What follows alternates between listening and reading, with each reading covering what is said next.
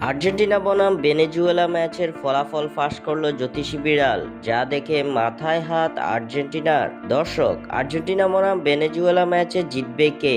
আপনাদের মূল্যবান প্রেডিকশন আমাদের অবশ্যই কমেন্ট করে জানাবেন।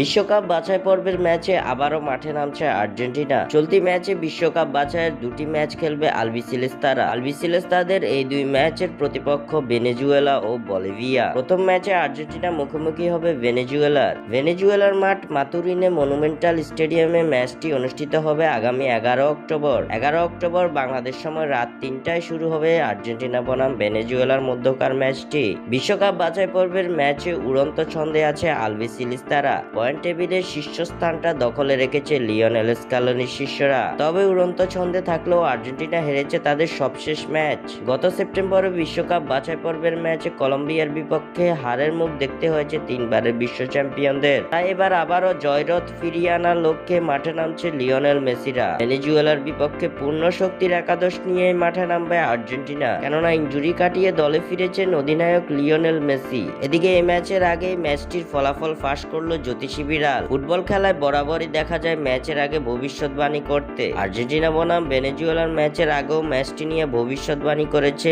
জ্যোতিষী বিড়াল। জ্যোতিষী বিড়ালের সামনে রাখা হয়েছিল আর্জেন্টিনা ও ভেনেজুয়েলার পতাকা। সেখান থেকে জ্যোতিষী বিড়াল বেছে নিয়েছে আর্জেন্টিনার পতাকাকে। খেলার আগেই জ্যোতিষী বিড়াল জানিয়ে দিল এই ম্যাচে জয় পাবে আলবিসেলেস্তারা, যা দেখে খুশিতে আত্মহারা হয়ে মাথায় হাত দিয়েও বসে যেতে পারে আর্জেন্টিনা ও তার ভক্তকুলেরা।